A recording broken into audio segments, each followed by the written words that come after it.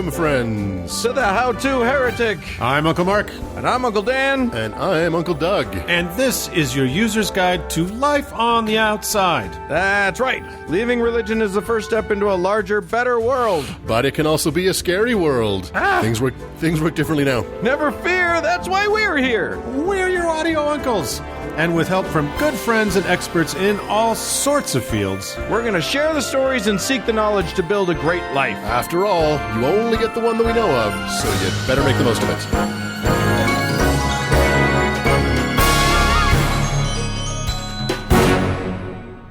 Guys, hey, howdy ho! We're back for another week.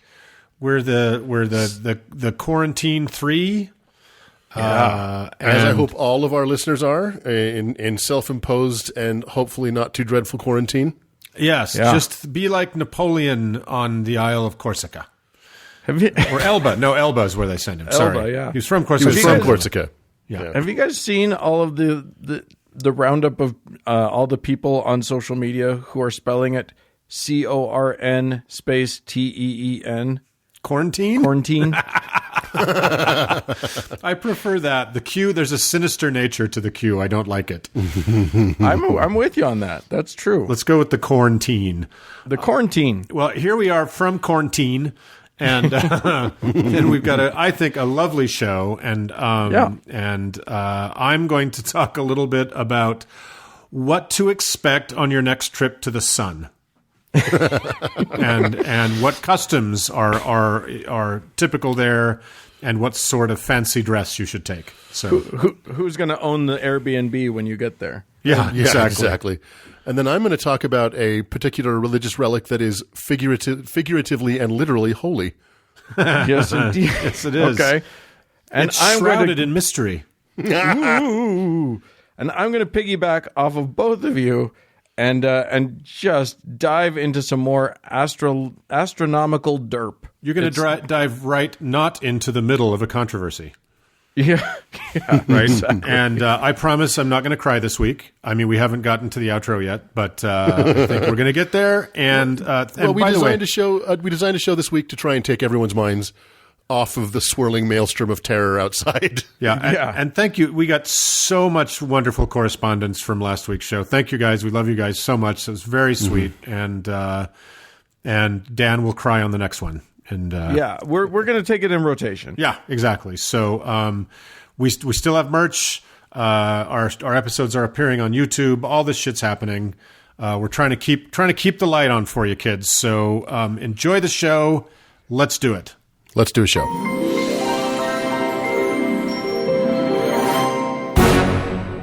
Uncle Dan. Hey.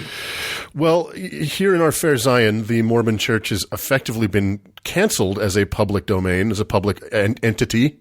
Can we cancel it just as an organization? Oh, if only we could. Can we just stop them? Yeah, I mean, even if we did, their historical derp would remain.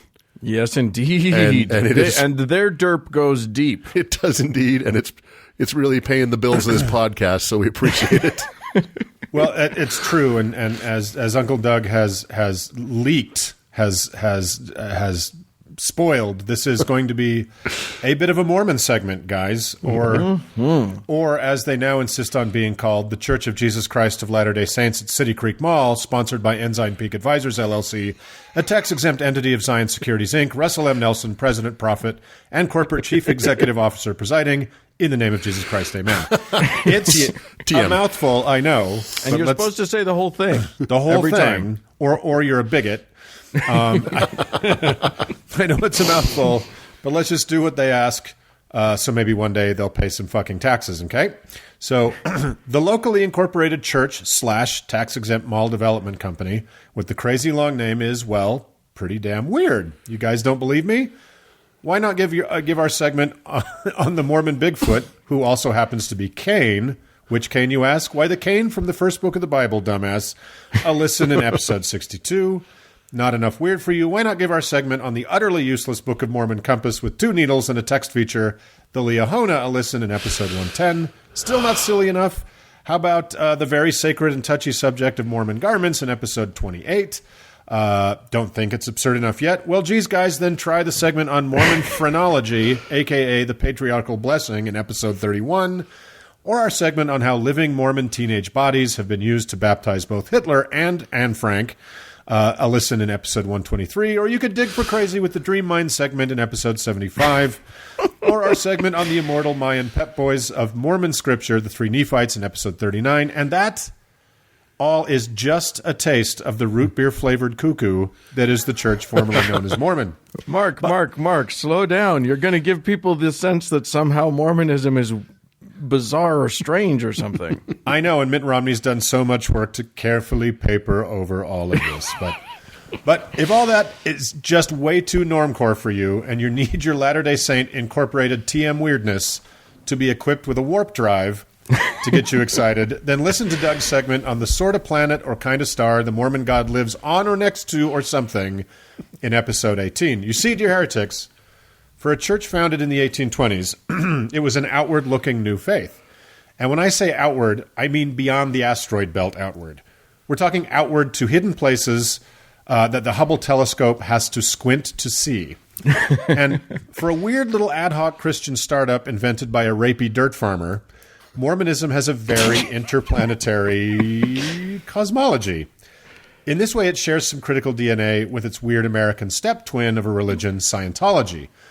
Both religious corporate front groups believe that there are many, many, even countless planets inhabited by living beings, and both religions were inventions of money-mad American loons with delusions of extreme grandeur. And, like I said, both were very interested in life on other planets. Which brings us to today's wonderfully weird tale that Mormon Inc. would very much like y'all to never know or to please at least pre-forget. And that, dear friends, is that not only were or maybe there are men on the moon, but women as well, and those fine men and women are naturally Quakers. Or, more precisely, they just dress like them? Yeah. So let's go to the admittedly secondary, but still pretty credible source. In his diary, a highly revered early Mormon and close friend of the church's founder, Oliver B. or O.B. Huntington, recalled Prophet Joseph Smith's teaching on the subject in his journal. He had to go by O.B. because the name Oliver was already taken in Mormon history. That's true. It was another sacred name. By Brother Cowdery. So, and I quote O.B. Huntington, "The inhabitants of the moon are more of a uniform size than the inhabitants of the earth, being about 6 feet in height. They dress very much like Quaker style, the Quaker style, and are quite general in style or the one fashion of dress. They live to be very old, coming generally near 1,000 years." Ooh. This is the description of them as given by Joseph Smith, the seer, and he could see whatever he asked the Father in the name of Jesus to see. So ain't that something? So we don't think this was just a one-off by a crazy old coot. Here he is later quoted in an official church periodical. "Astronomers and philosophers have, from time immemorial until very recently, asserted that the moon was uninhabited and that it had no atmosphere, etc. But recent discoveries through the means of powerful telescopes have given scientists a doubt or two upon the old theory. Nearly all the general discoveries of men in the last half-century have, in one way or another, either directly or indirectly contributed to prove Joseph Smith to be a prophet." Narrator's voice, "No, they have not." We'll discuss how the Rosetta Stone, translated in 1822, sunk one of Mormonism's most important battleships another time. He continues, "As far back as 1837, I know that he said the moon was inhabited by men and women the same as this earth, and that they live to a greater age than we do, that they generally live to near 1,000 years. He described the men as averaging 6 feet in height and dressing quite uniformly in the Quaker style, blah, blah, blah, blah, blah. In my patriarchal blessing," he says, "given by the father of Joseph the prophet in Kirtland in 1837, I was told that I should preach the gospel before I was 21 years of age, that I should preach the gospel to the inhabitants upon the islands of the sea, and to the inhabitants of the moon, even the planet you can now behold with your eyes." So, you know what? Go big or go home. Like, fucking swing for the fences. Oh, it's going to get bigger, Doug. So what old O.B. Huntington was prattling on about there is the very sacred Mormon patriarchal blessing, which is I said we covered in episode 31, wherein a venerated church authority, in this case no less an elder than Joseph Smith Sr., the father of the philandering prophet himself, places his chapped hands on your bad haircut and receives divine revelation from Jesus or the Holy Spirit, telling the blessed what path their life should take should they be righteous, pay their tithing, and most importantly for the time this was given, never ever make a peep about coming home and finding their wife or daughter, or fuck it, both, married to Joseph Smith. Surprise! Anyway, here Obie Huntington makes it clear the moon and its sweet 1,000-year-old Quakers were very much on the Mormon minds of the day. But wait, there's more. Author and LDS historian Dan Vogel tracked down a few more patriarchal moon blessings. On 15 December 1836, Lorenzo Snow, a man who would later become prophet, received a blessing under the hand of Joseph Smith Sr., and it said, "Thou shalt have great faith, even like the brother of Jared. Thou shalt have power to translate thyself from one planet to another, power to go to the moon, if thou desire, power to preach to the spirits in prison, power like Enoch to translate thyself to heaven." Vogel found another account. Joseph Smith Sr. blessed Jonathan Crosby, saying, "Thou shalt be caught up to the third heavens and behold unspeakable things, whether in the body or out, and when thy mission is full there, thou shalt visit other worlds." And yet another. This quote is from future prophet Wilford Woodruff. On the 3rd of January, 1837, Zebedee Coltrane, great name, Zebedee, pronounced great blessings upon my head by the spirit of prophecy and revelation. Among other things, the blessing said that he should visit Kolob and preach to the spirits in prison, and that I should bring all of my friends or relatives forth from the terrestrial kingdom. These blessings are congruent with Joseph Smith's conviction that translated beings were ordained by God to be ministering angels unto many planets. So, wow. Yeah. So planets and the Quakers who abide upon them. And I got to say, why fucking Quakers? Why not Mormons? Or well, because when you're trying to come up with like what they look like, because people are going to, if you say the Lord showed this to me, and then everybody's like, cool, what do they wear? You basically want to just keep it pretty minimal. You don't want to get too elaborate. Right. Well, and that's the entirety of Joseph Smith's life is, when you're a prophet, you set yourself up for having to know everything. Yeah. So when someone asks you about a thing, you just got to wing it, right? Say, Quakers. Yeah, but is Quakers, what they look like. They aren't Quakers, but they look like them. Why not like Asians or as I'm sure Joseph Smith would have said, Musliman? Like, why not something somewhat exotic or interesting? He panicked. Well, I think they were in Ohio at the time, so Quakers were thereabouts, right? That's what he could see. He looked like that guy. Exactly. You work with the medium you have, right? So anyway, interplanetary Quakers, or at least the Mormon notion of a populated universe, isn't just these folksy anecdotes, as our formerly Mormon listeners will know. And for never Mormon listeners, know that it is Mormon canon that every worthy man... Notice I did not say woman and women. And every prophet of the church and every male child that dies before the age of 8 gets their own real planet to become God the Father of in the way we understand the Christian God of this earth. That's a lot of fucking planets with people on them, you guys. Yeah. So here is a passage from, and I alluded to this a little bit earlier, a supremely problematic book in the Mormon canon, the Book of Abraham, that is found in an official church scripture called the Pearl of Great Price. It's such a good book. Oh, the pearl is so expensive. So quoting Abraham 3:5, "And the Lord saith unto me, the planet which is the lesser light, lesser than that which is to rule the day, even the night, is above or greater than that upon which thou standest in point of reckoning. For it moveth in order more slow. This is in order because it standeth above the earth upon which thou standeth. Therefore the reckoning of its time is not so many as to its number of days and of months and of years." Blah, blah, fucking blah. So that is God saying to Abraham, it's actually Joseph Smith making it up, but bear with me, that the moon is a superior planet to Earth. That particular cigar is going to explode again many, many years later. More on that in just a tick. So the moon is superior somehow to the much larger, life-sustaining, water-covered home to actual Quakers, planet Earth. Got it. That is what Mormons believe. So, from Dan Vogel's research, I found a terrific old article from the Latter-day Saints Millennial Star. Not only is it very much an official church organ, it was the nearly 200-year-old church's longest-running publication for over 100 years until the Ensign took it over in the 70s. So, a little fun Ensign fact, everybody. In this article from 1882 titled, "Are the Worlds Inhabited?" an unnamed author gets pretty heated about anyone daring to contradict the 50-year-old claim apparently made by Joseph Smith that sturdy, long-living Protestants grow oats on the Sea of Tranquility. They write, to the question, is the moon inhabited? Astronomers have returned a definitive negative answer. It has been claimed that the moon is a dead world without atmosphere, without vegetation, without moisture, and consequently without inhabitants.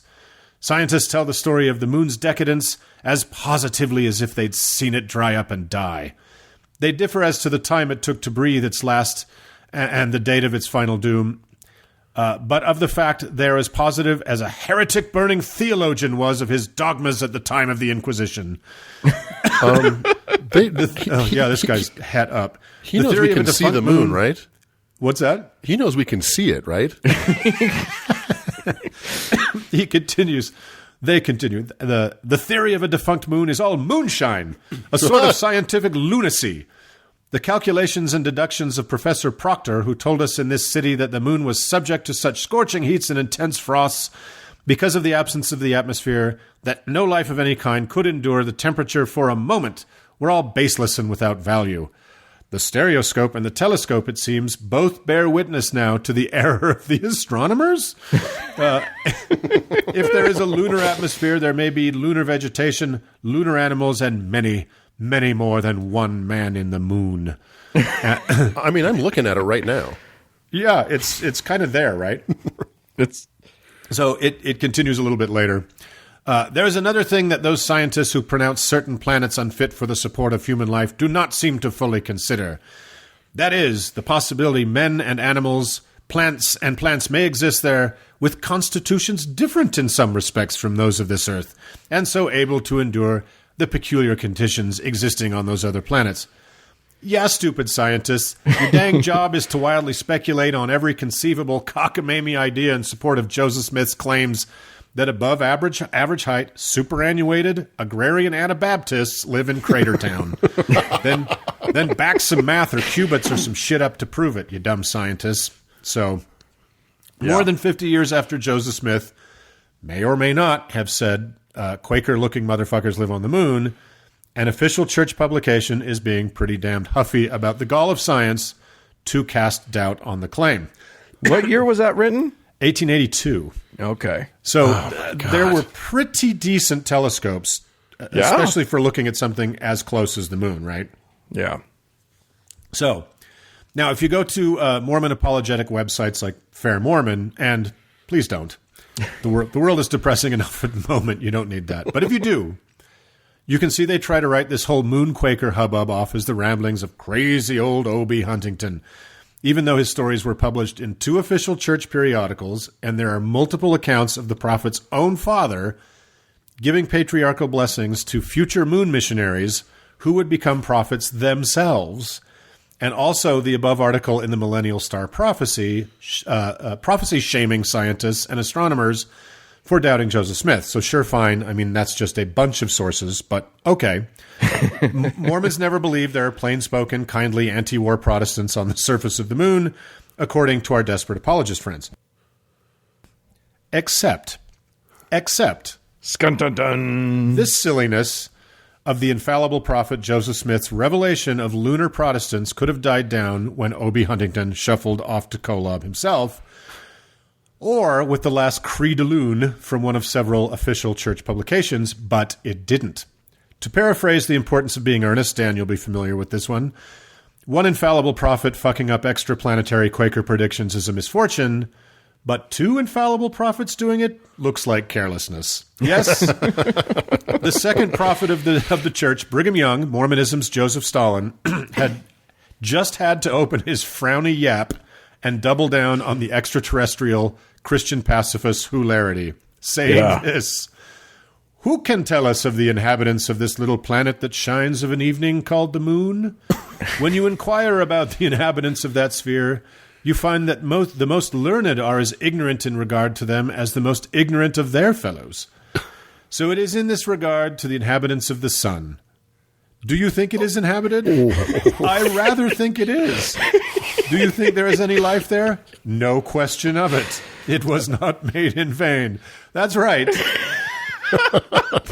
Brigham saw Joseph's moon pilgrim fantasy and raised him the motherfucking sun. That's right. The sun, you guys. You know that thing that can burn you severely in a few hours, even though it's 93 million miles away, with a surface temperature of 10,000 degrees Fahrenheit? That sun. Wait, Uncle Mark, don't forget about the alternate constitutions of the people. There's some pretty high performance Quakers up there. So, God, I was hoping they would be Mennonites. Are these the ravings of a lunatic? Why, yes, they are. Did they also become the official position of the church at the time vis-a-vis the sun, the moment they were spoken by the prophet in his official capacity as the mouthpiece of God on earth?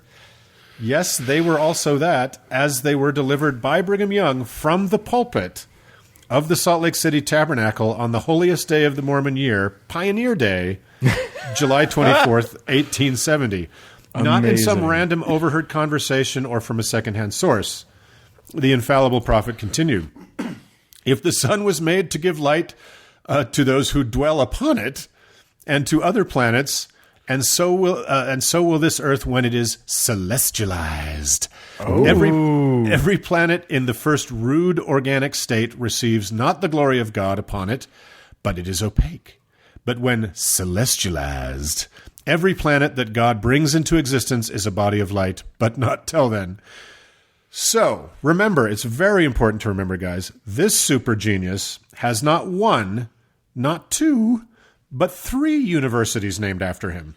Anyway, I would imagine standing in the audience of that conference, listening to him talk about the people on the sun, is like that scene in Bananas where the new dictator of San Marcos has completely lost his mind, and everyone in the audience is just like, "Oh fuck!" Everyone under the age of 16 is now 16. The official language of San Marcos is now Swedish. So anyway, what's really delightful to me is not like the postulating on life on these things, but human life. Like these are people. It's not like there may be certain microscopic elements that no people. Yeah, You'll know them by their big broad brim hats and bonnets. Yeah, and their sturdy agrarian ways. So, anyway, I look forward to NASA contacting these unkillable high-temperature solar Quakers any day now. Yeah. Remember, these quotes from Brigham Young, just like those from O.B. Huntington, are not from so-called anti-Mormon sources. Young's quotes can be found in Volume 13, page 271 of the Mormon Hadith, the Journal of Discourses. The texts where, as Uncle Doug has said, the true nature of Mormonism can be found. Now, remember when I quoted the Book of Abraham from the Pearl of Great Price, where God told Abraham that the moon is a superior planet to Earth? Fast forward to the year 1957. The not yet but soon-to-be Mormon prophet Joseph Fielding Smith, taking that passage from the Book of Abraham very seriously, wrote, the Savior said that preceding his coming there would be signs in the heavens. No doubt there will be appearances of commotion among the heavenly bodies. We are informed by prophecy that the earth will reel to and fro. This will make it appear like the stars are falling. The sun will be darkened and the moon look like blood. All of these wonders will take place before Christ comes. Naturally, the wonders in the heavens that man has created will be numbered among the signs which have been predicted. The airplanes, the guided missiles, and the man-made planets that revolve around the earth.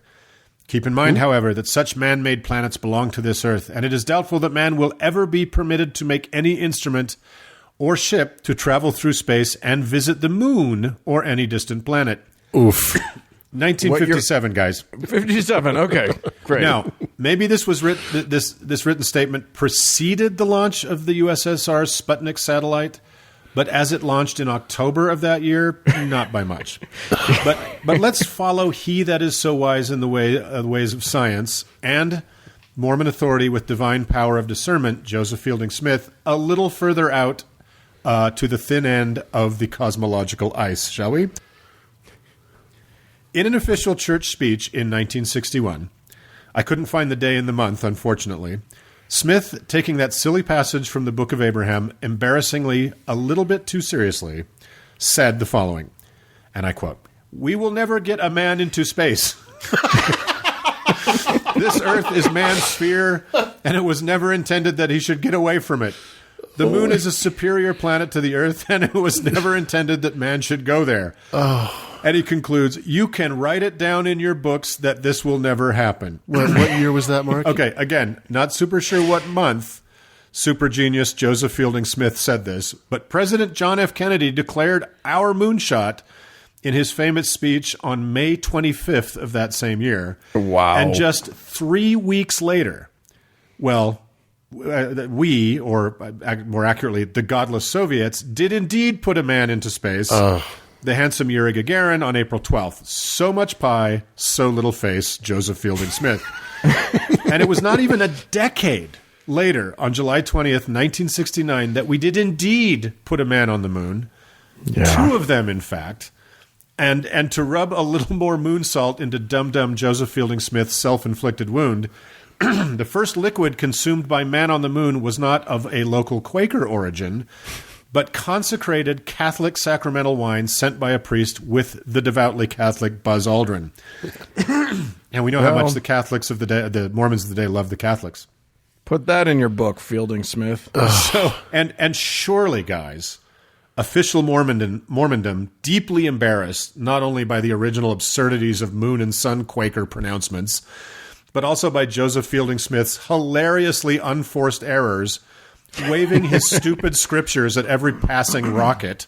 Surely they backbenched that hapless nitwit who couldn't accurately predict tomorrow's sunrise, right? Nope. They said, hey, this guy seems like prophetic material. Let's put him in charge. And they did. Just 8 short months after NASA made a fool of him. Oh, Mormonism. Promise you'll never stop being wrong about every damn thing. So to end, let's dip a pinky toe back into the ocean of sad tears that is Mormon apologetics. On his apologist website, 1 Minute Answers, apologist Stephen R. Gibson spends several minutes chasing down every tiny discrepancy he could find to try to discredit O.B. Huntington and to make this whole Moon Quaker thing just go away. But then, for no apparent reason, he makes this astounding reattempt at a whole new excuse for Joseph Smith's idiotic claim he just tried to prove didn't happen, surely turning an ankle in the process. And I quote, this is amazing. Another aspect of the matter needs to be considered. At the present time, man has no scientific or revealed knowledge of whether or not there are inhabitants on Earth's moon. Now, granted, this came from a website. The fact that a handful of astronauts didn't see any inhabitants in the tiny area they viewed when they landed on the moon decades ago certainly gives no definitive information, any more than visitors to Earth who might land in barren Death Valley would have any idea of the billions of inhabitants elsewhere. That's right, guys. The astronauts didn't land on every fucking square inch of the moon with its deadly radiation and total lack of breathable atmosphere. So how could they prove there weren't Quaker-looking types over the next crater? Oh my God. I call it the Quaker of the Gaps fallacy. The Quaker of the crater.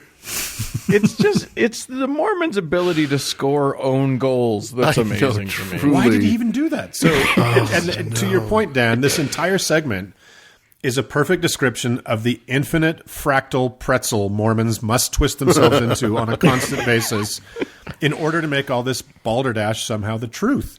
Yeah. I couldn't really find anywhere that the church ever unofficialed either Joseph Smith's or Brigham Young's prophetic pronouncements about extraterrestrial Anabaptists. How can they? Yeah, well, you can't. You can't start flicking cards out of the. Yeah, like most historical clusterfucks have had to deal with, and they are legion. They just one day stop talking about it, then wait for 2 generations of Mormons to die out, and then ta-da! Well, and it would have worked, too, if it hadn't been for that pesky internet. There you go. Exactly right. That should be the motto of the Mormon Church right now. So that's the Moonquakers, guy. It was a much deeper rabbit hole than I expected, and the Mormon apologists are in a fucking froth to try to make it go away. And you know what? Like you look at the sun and tell me there's no Quakers up there. Look hard.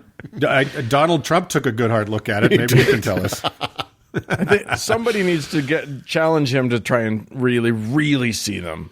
Yeah, I want some just crazy hot oatmeal. That's what I want. So, anyway, that's the Moonquakers, guys. Still kind of technically Mormon canon. Yeah, there you go. So enjoy. Stick that in your books, everybody, and let's move along. Let's move on. Ta-ta.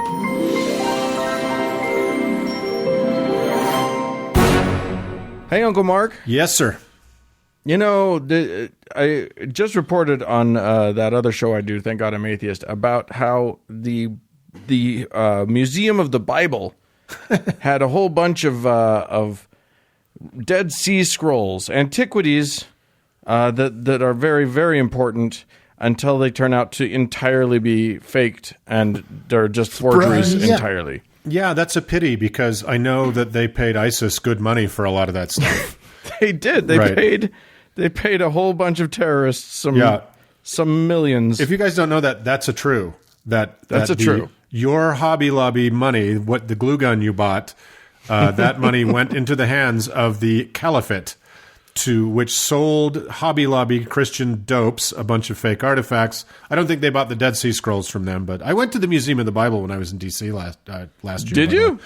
Yeah. Yeah. How was it? Anyway. Well, I didn't go in because they wanted $22. Yeah, fuck that. Yeah, fuck Does that it at shit. least come with a chicken sandwich or something? Yeah, probably. Anyway, A fish and a loaf. Uncle Doug. A loaf and a fish. You get a loaf and a fish, yeah. There you go. I like that. Uncle Doug, you wouldn't know anything about antiquities. Do you peddle in artifacts, important? Doug? Well, I want to talk about one specific one that is equal parts stupid and fake. But let's start out with the church that owns it. As you, dear uncles, know, the Catholic Church does not like to air out their dirty laundry in public, whether it be the Mangala levels of human torture in Spain in the 16th century, or the institutionalized slavery in Irish laundries in the 19th century, or serial child rape everywhere yesterday. They prefer a closed-door approach to their scandals. However, every rule has an exception, as is the case with one particular piece of dirty laundry that they are all too happy to put on display. I'm talking, of course, about the Shroud of Turin. Yes.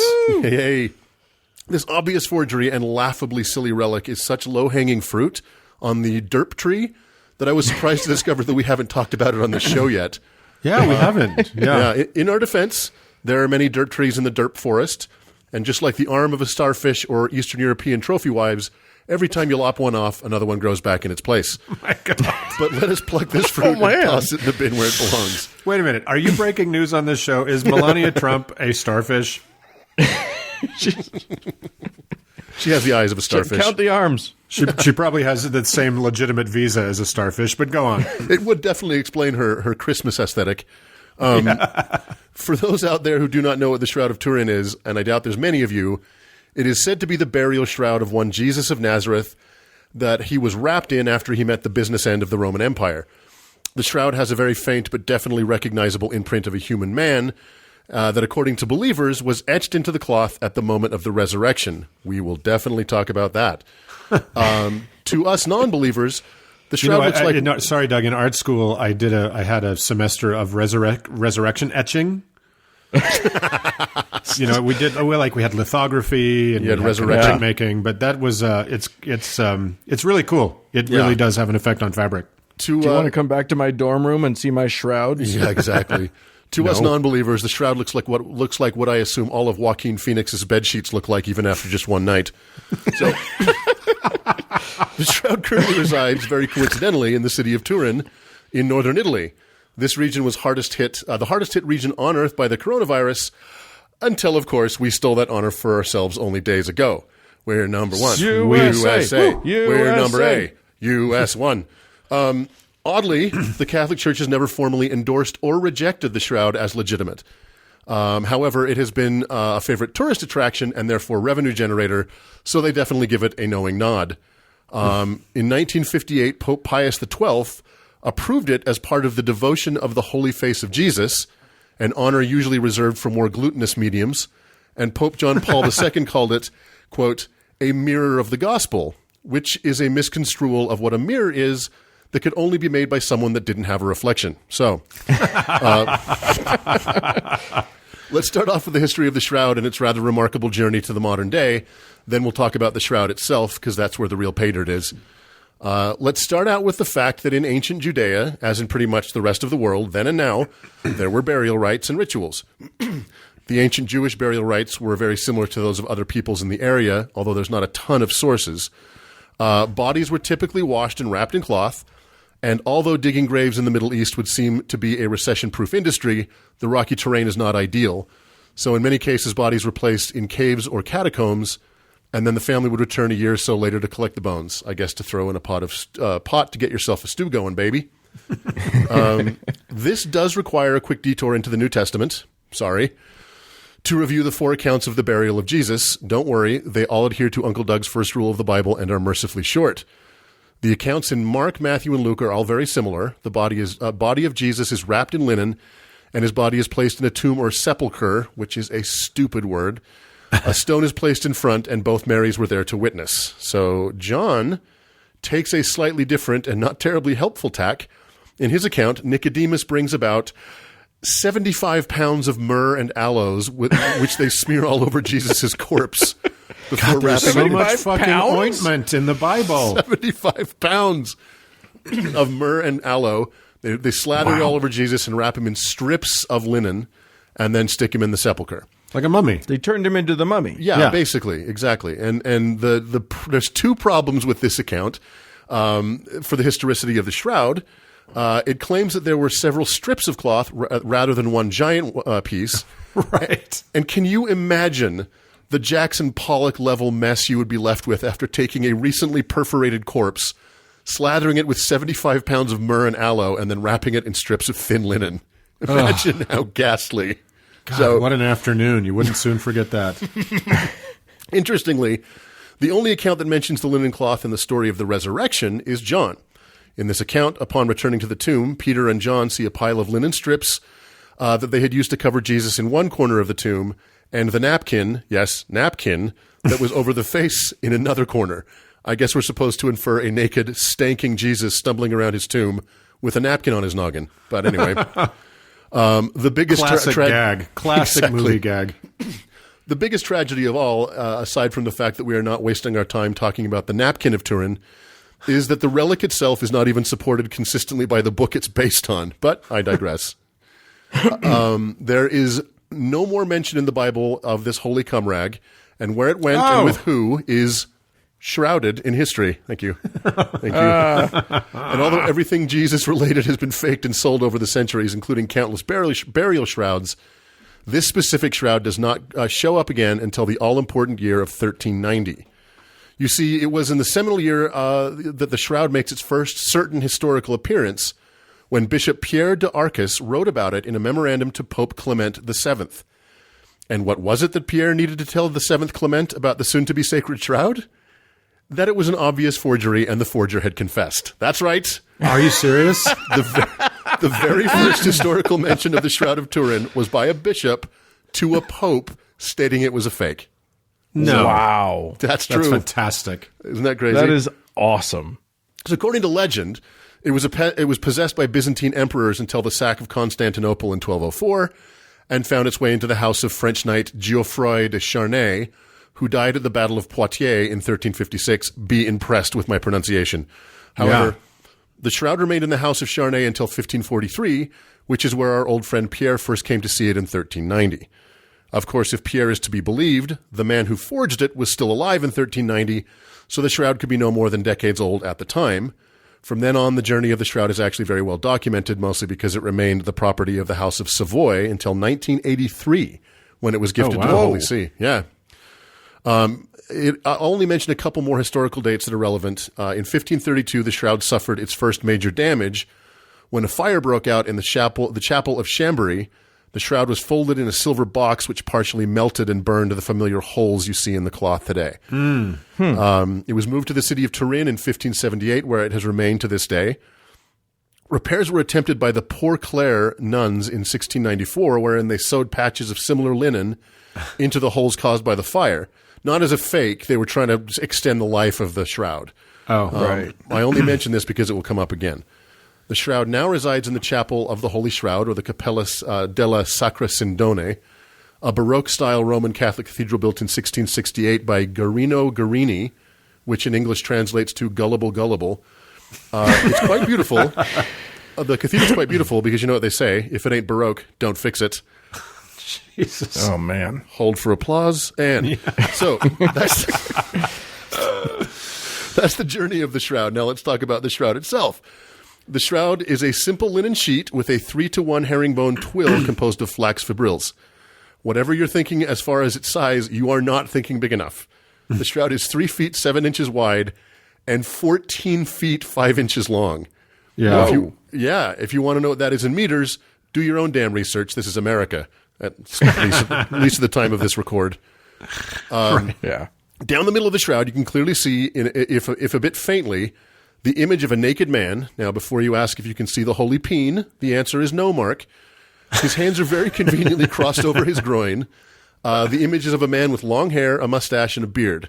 The man is around 6 feet tall and muscular. And before you ask, no, it's not me. Now, here's what I absolutely love about the shroud. There are 2 images. I'm trying to describe this correctly so people can kind of get an image of this. There are 2 images on the shroud, the front and the back of the body. The top of the front view of the image is mere inches away from the top of the view of the back of the body. This means that when they buried Jesus, they laid this sheet out, placed him on one end of it, and then folded it at the head back over his body. Yeah, it's like a banana peel. Yeah, but not wrapped around him, because you can imagine that would distort the image if it was wrapped around his body. Now, if that was the case, there are only 2 possible ways that these images would come out so symmetrical. 1, Jesus was in fact 2-dimensional. Or 2, you know when you first get into a hotel bed and you have to spend a couple of minutes kicking out the bottom and sides so you can breathe?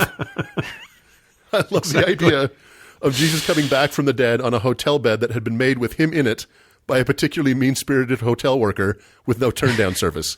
That's right. Those are the only 2 ways the image can come out so clean.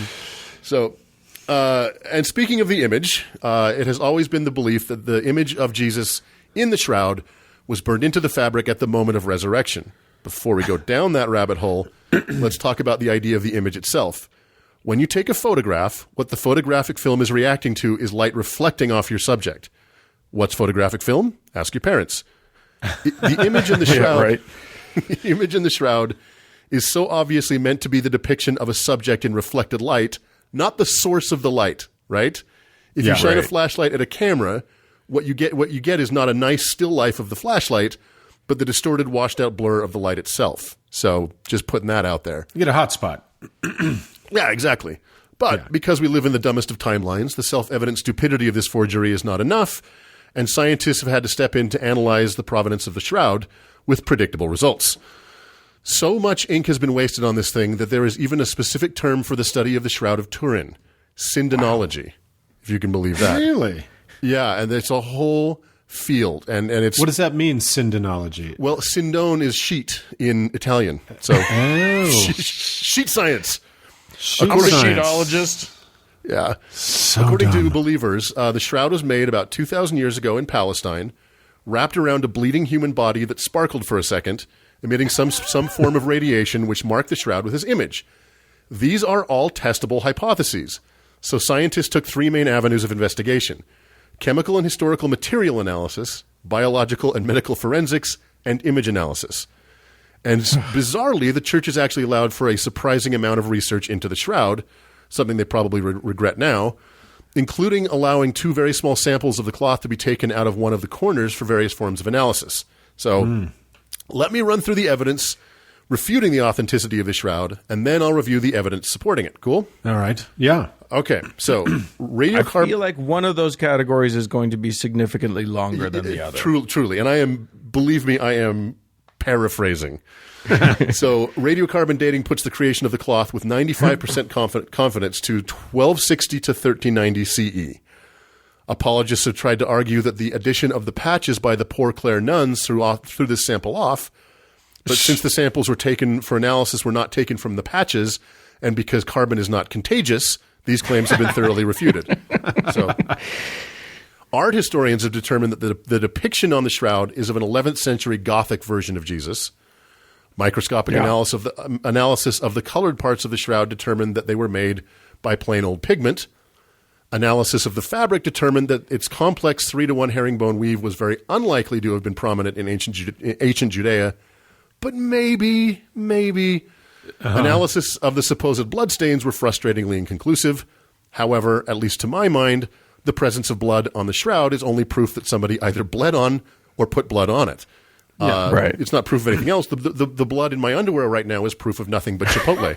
So, analysis of the dirt and pollen from the shroud were also inconclusive, doing nothing to prove it's a fake, but likewise doing nothing to prove that it's real.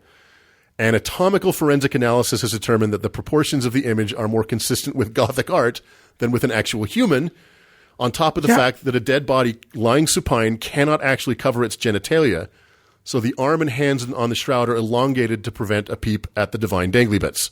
So, Right. Can I just say, on that point, that I have looked at this thing so many times and it never looks like a real person. No, it's it totally looks like a preposterously painting fake. of a person. Absolutely. Yeah. Like, the real person that it looks like is Ron Perlman from the 1980s version of the Beauty and the Beast TV show. It doesn't. Wow. It looks nothing like a You're regular right. human. You know what? You're completely right. And I'm so embarrassed at how easily I conjured up that image. Yeah, or an emaciated Father Christmas. Exactly. Yeah. So as for the provenance of the shroud itself, we will never know, but apologists maintain that no technique existed at the time of Jesus or the 14th century that could account for the image on the shroud. This is, of course, hooey. Various scientists and artists have recreated strikingly similar images with several different techniques using nothing that wasn't available in the 14th century.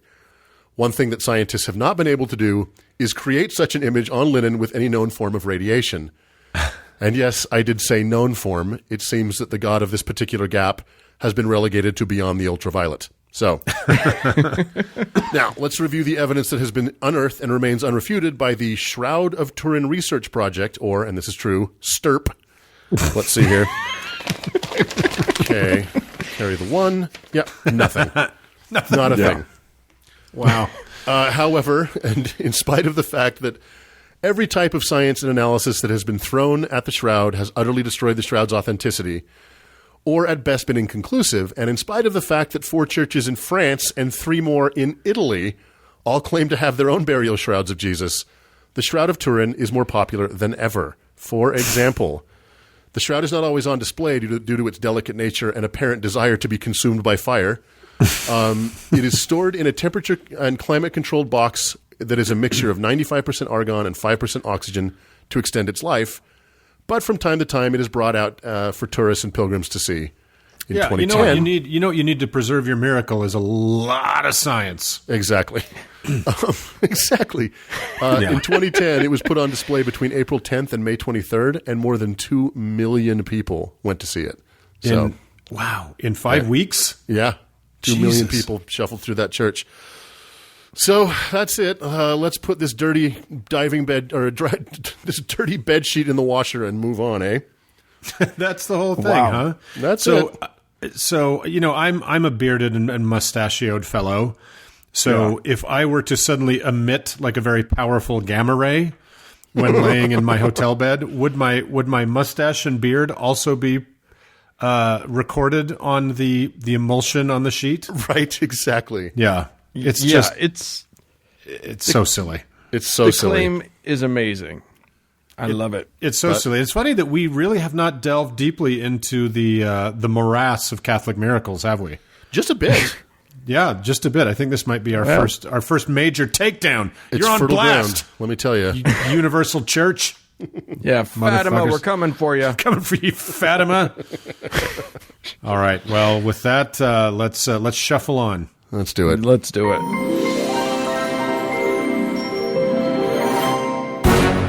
Fellas, Hello.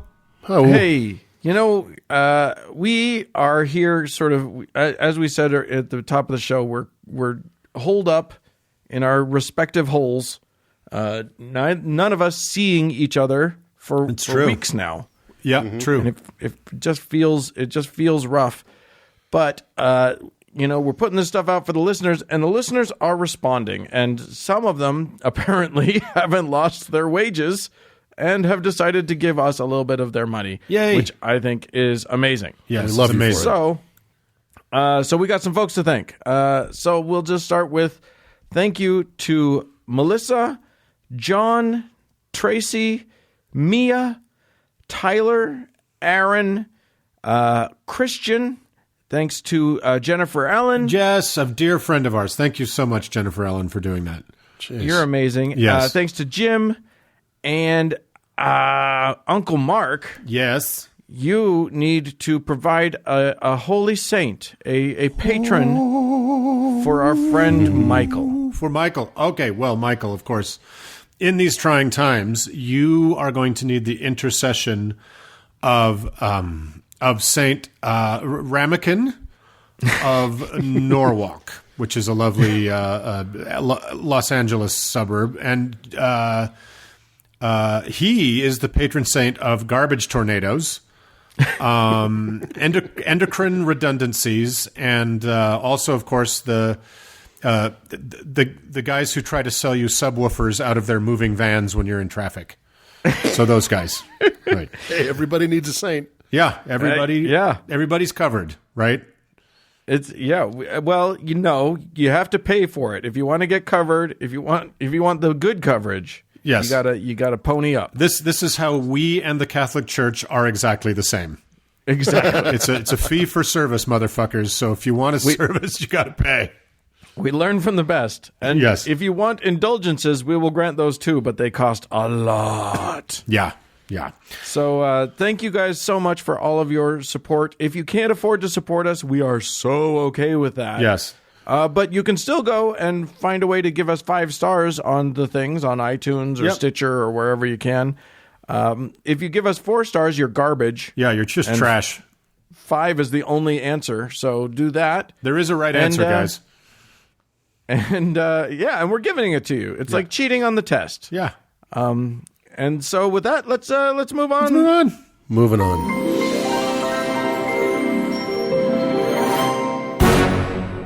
Uncle Doug. Mm-hmm. Do you ever feel like you are? This is a dumb question. I can't believe I'm even asking this. That you are the center of the universe. Every day. Yeah, I realize that, and I think we need to talk to Dan to see if he can talk some sense into you. Don't take this away from me. I don't have a lot right now. Don't worry, Doug. I'll give you plenty of apologetics for why you are, in fact, the center of the universe. I appreciate excellent. that. I actually launched into my topic today while looking at a website called, quote, and you guys might need to go there, crossonthemoon.com, Oh, boy. which is exactly what you think it is. They want to put a cross on the moon. It's, Oh my God! Really? They've been raising money for it. I don't think they met their goal, but That's a and pity. it's an old site, but it's there and it's still hanging out. Jesus. I mean, at least if you burn a pile of money, you can warm your hands over it.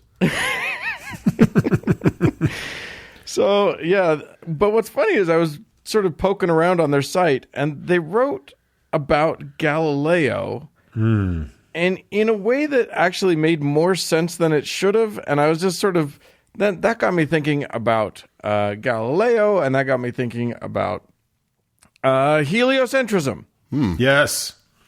which is the crazed notion that maybe all the things in our solar system rotate around the sun and not the Earth. Anyway, I will say this. I did a whole lot of reading and went down a whole bunch of rabbit holes, as is my wont.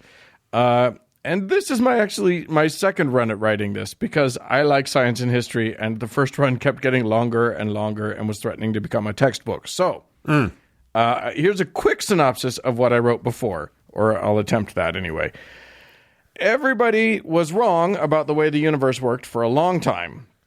The cosmology of the Bible was laid out in the first chapter of the first book, which was basically a flat earth with a giant glass bowl over it and a bunch of lights stuck in the bowl that rotated around the earth. That was basically the prevailing view for millennia, and not just with ancient Jews. Ancient Chinese, Indian, American peoples all had roughly the same assessment, which I think is an understandable assessment. You look up at the sky, you see all the things rotating around you. It makes sense. Yeah. Then a Greek guy named Aristotle popularized the notion of a spherical Earth.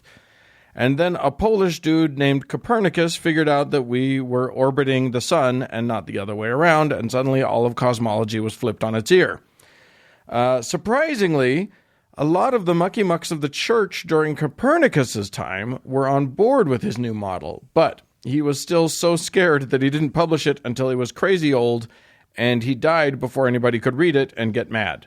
So most treated his theory as an interesting notion until an Italian dude named Galileo Galilei, the man so nice they named him twice, went, "Hey, you guys, that guy was right." And then he was tried for heresy. Yeah. Why heresy, you may ask?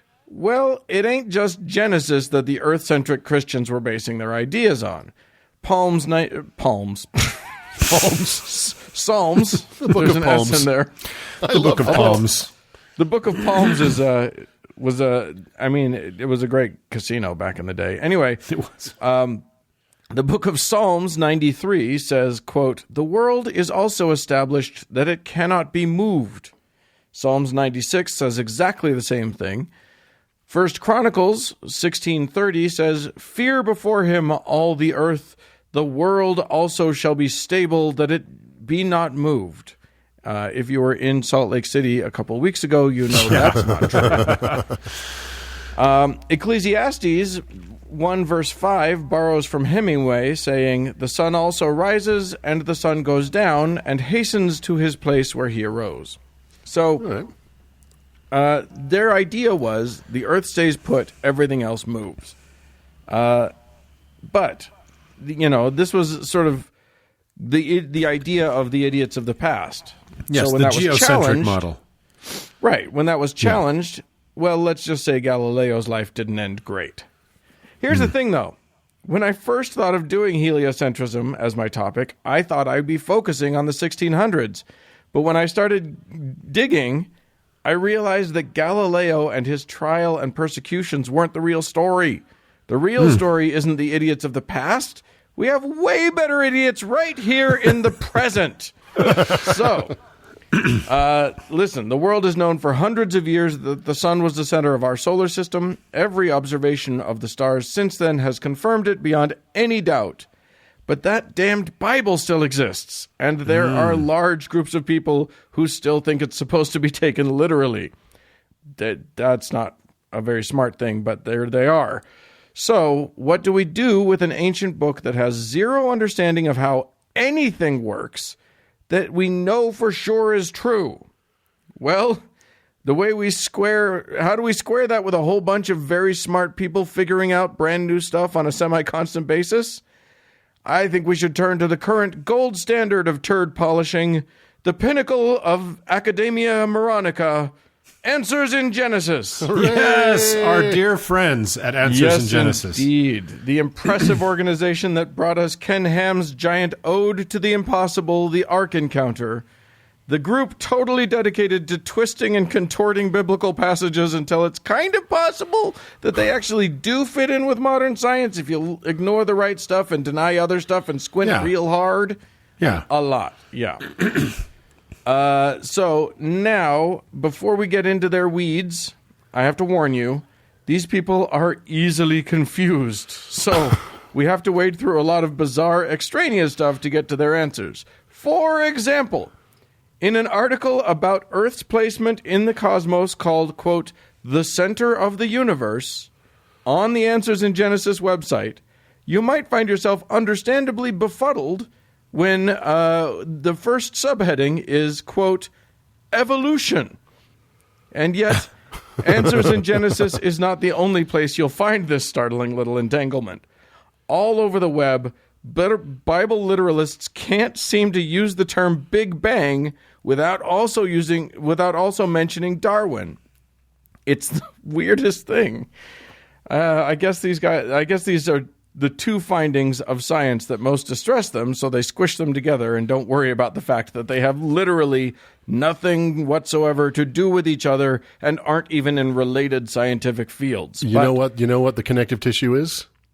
What? The Jews. Somewhere, Totally. Guys, we're just going to end there, right? You blew it wide open. Speaking of which, the article that I'm referring to in Answers in Genesis was written by a German guy named Dr. Werner Gitt. No, I didn't make that up. So there you go. Dr. Gitt. Get me Dr. Gitt. Dr. Gitt. You know, guys, listen, Ken Ham, Mr. Ham, Dr. Gitt, if you're just making up names, just do some Googling first, all right? Get me Professor Dolt. Exactly. It's all own goals all the time. Yeah. I don't actually know if he's German. Anyway, Dr. Werner Gitt. Probably. Yeah. Werner, probably. He's not Korean, I can tell you that. He starts his Answers in Genesis essay with the word evolution, then proceeds not to mention anything having to do with evolution whatsoever. He just says that, quote, when one considers the consequences of the Big Bang hypothesis, like, and he's mentioning here an Austrian scientist named Wuketitz. I don't know who that is. Anyway, nobody does. When he says when one considers the consequences of the Big Bang hypothesis, like Wuketitz, then man is reduced to absolute insignificance on this grain of dust, the Earth. He then quotes Wuketitz as opining about meaninglessness, which, what the fuck does that have to do with evolution? Nothing. Yeah. It turns out that the world of young Earth creationism, in the world of young Earth creationism, the word evolution isn't actually a piece of language. It's just a Pavlovian bell used to induce a certain sense of dread and unchecked rage. Yeah. It's code for these people hate Jesus. Yeah, it's just a shibboleth, right? It doesn't actually refer to a process in nature. Right, yeah. Yeah. Gitt then goes on to his next subheading, Scientific View, which I assume is another dog whistle so people will know that what he's writing about will be A, the sum total of what those damned heathens believe, and B, wrong. Yeah. I'm just going to read this for you because it is great. Here we go. Present astronomical knowledge recognizes no singular geometrical point in our universe, in accordance with evolutionary ideas. Consequently, there is no geometrical center and also no defined edge. No place in the universe has a special position. Okay. Sure. I read that 5 or 6 times, and then my brain inconspicuously dropped out of my butthole, and for a few seconds I converted to his way of thinking. When I managed to get my brain back into my head, I will not say how, I realized that the real point he was making was in that last sentence. He wanted to feel special. And that's when it clicked for me. The reason heliocentrism and evolution are the same thing to them isn't because it runs afoul of their stupid book.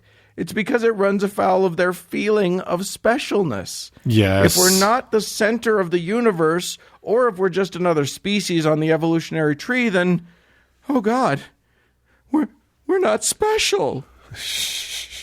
Basically, Gitt's final point is that science doesn't currently have a belief in a central point in the universe, but the Bible says that God made Earth first, and Earth is where Jesus came and died for our salvations, so checkmate! That's a pretty solid argument. Really, yeah. Well, yeah, I mean, I think that our first segment today kind of has some arguments there, but sure, Dan, go ahead. Right, yeah, well, there you go. And I'm going to get to that, too. But But that is genuinely it for Mr. Gitz, for Dr. Gitz. That's it for argument. That is as good as it gets. Here's his final summation, which I will read verbatim. These few cosmological considerations from the Bible clearly indicate that evolutionist ideas are completely foreign to Scripture. Okay. Sure. I mean, again, he has not mentioned anything to do with evolution in the entirety of his little essay, but all right. So there are still geocentrists in the world. Okay. But here's a fun twist I found, and it plays off of your stuff, Uncle Mark. Tell me. All that lunacy in Mormon cosmology that you seem to think was proof that Mormonism is crazy. Yes. Ha! You just shot yourself in the intellectual foot, my friend. You'll be so embarrassed. No. Yes, because our friends at that Mormon apologetics, air quotes, think tank, Fair Mormon, have news for you. The wrongness of the cosmology in the Book of Abraham actually proves that it's true. Bam! Oh my God. Mic drop. You see, in the 1800s, when Joseph Smith was pretending God had taught him how to read ancient Egyptian, everybody already knew about heliocentrism. But his Book of Abraham, if you read it correctly, kind of, sort of, maybe presents a geocentric view? I feel the derp meteor careening towards the Earth as we speak. I'm going to get under the coming table. For you. So, here's what we know. If Joseph Smith should have known about heliocentrism, but Book of Abraham presents geocentrism, that would have been the view of Abraham. So when God was teaching Abraham about the universe, he gave him false information which lined up with what he would have believed already, which obviously proves that... hang on, I had this all figured out a minute ago. I lost it. It's My gone. head is caving in, as we speak. Literally,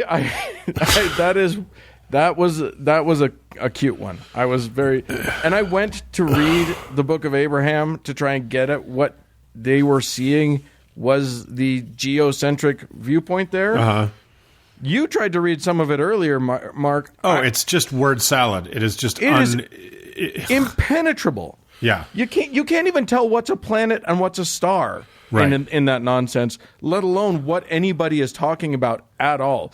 I couldn't find geocentrism in it. I couldn't find anything. I really thought that it was saying somehow that the Earth was revolving around Kolob. I'm not sure, but I defy anyone to be able to read that and actually understand what the fuck he's talking about. Yeah, it's impenetrable, and it's just so stupid. It's just I again, Fair Mormon. It's just such a sad fucking place to have to work and really punch is. in every day. Oh, like you get assigned. Okay, today your job is tapers. Oh God. Okay. I know as per Mitt Romney, the nets around the Fair Mormon building are to keep the people in. Oh, well, anyway, guys, God made us first, and we're the specialists, so suck it, Darwin, the end. Suck at all the other planets. Yeah. Yeah. Well, good. It's been a very planetary show today. So I think enjoy that. Our astronomer friend Neil deGrasse Tyson, who's a big listener, I think he'll enjoy this. Yeah, for sure. NGT and a patron. So and he'll probably have to revise some of his beliefs based on what the way we've blown the doors off of this thing. Well, that's what scientists do. Religion doesn't. Scientists do. So that's how it works. So all right, guys. Well, let's fly away. Woo-hoo.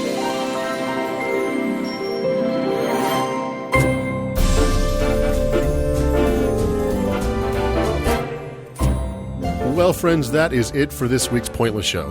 Hey, we'd love to hear from you, even though nobody cried. Send us an email at howtoheretic.com. Or if you can afford the long distance from either the moon or the sun, and you are a Quaker, why don't you leave us a voicemail about it at 903-88-HOW-TO, which is 903-884-6986. I don't know why I paused there. I'm also on Twitter at howtoheretic for the moment. And thanks and much love to our awesome patrons. And thanks to Cody Layton, who is the center of our universe. for editing the And show. Sorry. Yes, indeed. And thanks to all of you friends for tuning in. Be safe. Wash your hands. Bye, friends. Ta-ta!